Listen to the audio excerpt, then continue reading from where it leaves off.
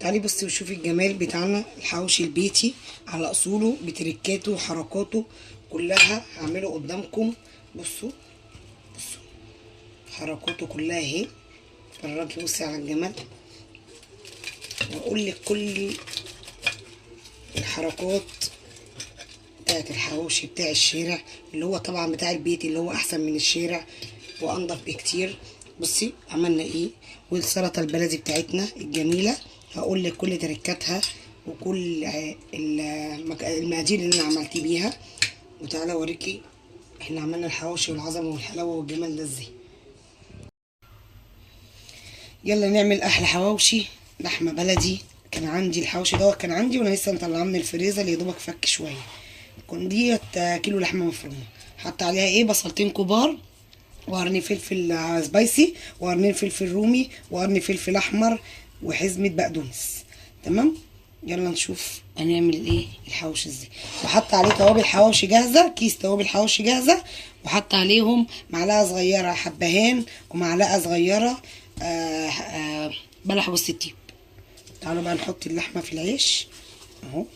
انا حاطه على اللحمه دي معلقه زبده، معلقه زبده كده، وايه ونقلبها مع بعضيهم كلها. بسم الله ما شاء الله عليها. بصي يلا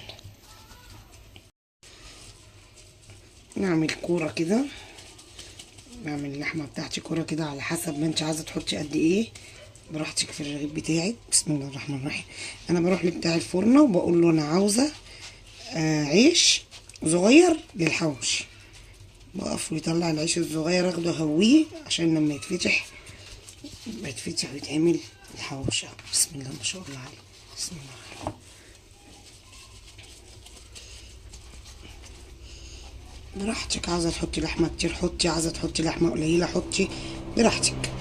اللحمه لحمتنا والعيش عيشنا، الحواوشي بتاعنا احنا اللي هناكله بالهنا والشفا اهو. اهم حاجه بس ايه، توصلي لجوه. بصي توصلي اللحمه لجوه. بصي كده، بصي كده اللحمه واصله لجوه ازاي، دي اهم حاجه.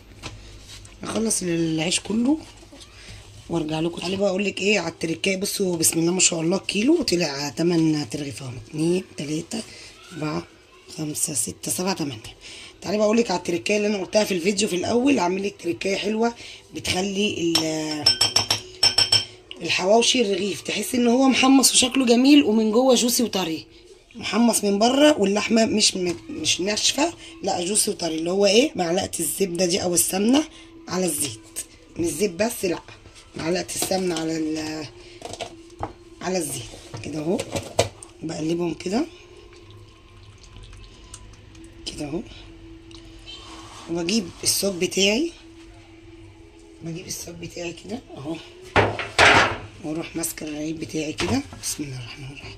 واروح دهنه كده. ده اللي بيخلي العيش من بره بيبقى محمص وجميل، واللحمه من جوه جوسي وحلوه.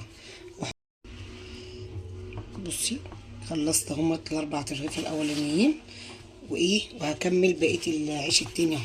من التركات بتاعت السمنه على الزيت دي او الزبده على الزيت، وهتعجبك قوي. جربيها بس بطريقتي المره دي وهتعجبك. انا طلع 8 ترغيفه عشان انا بحب اللحمه تكون يعني الرغيف يكون واخد حقه. بصي كده لازم الرغيف يكون واخد حقه. ماشي اكمل اهو كله عشان ادخلهم الفرن. واقول لك نعمل بقى احلى حبه سلطه بلدي كده، سلطه طماطم بلدي كده زي ما قال الكتاب. تعالوا بقى ايه نعمل شويه سلطه بلدي كده حلوين. اهي البوله بتاعتي. بصي الخضار بتاعي مغسول. بسم الله الرحمن الرحيم. نعمل كده على طول عشان ايه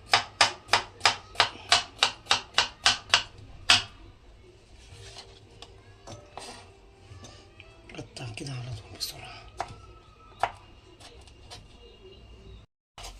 انا قطعت الخيار اهو، وقطع الطماطم. اسهل تقطيع بقى، هقطعها كده متاخدش وقت وبتنجزي، بتحافظي على صوابعينك اللي بيبوظوا من التقطيع زي حالتي. لازم تشيلي الحته دي كده. تعالي بقى اوريكي ايه اسرار وتركات السلطه البلدي بتاعت الحيتي. نحط ملح هحط معلقه كمون، معلقه كمون صغيره كده اهو، كده اهو.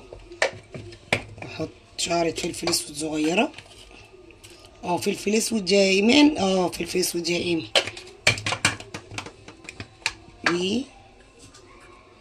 ومعلقه بهارات، بنحط معلقه بهارات، 7 بهارات، شعره صغيره. وعلى طرف المعلقه كده سماق، سماق. وعصرت ليمونتين، وهحط حبه خل اهو.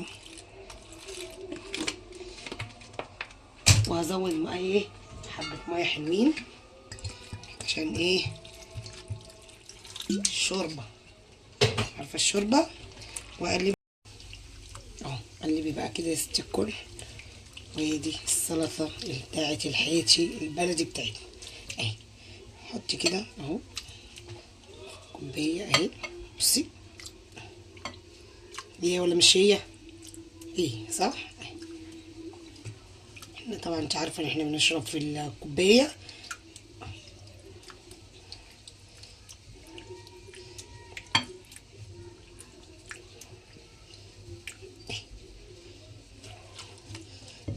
ودي السلطه بتاعتنا، ايه رايك؟ نروح بقى نبص ايه على الحواوشي. خلصنا الحواوشي بتاعنا اهو، بصي الحواوشي وجماله، بصي الحلاوه. ادي كده الحواوشي اهو، السلطه بتاعتنا، بصي جمال الحواوشي وسوى الحواوشي. بصوا، بسم الله الرحمن الرحيم.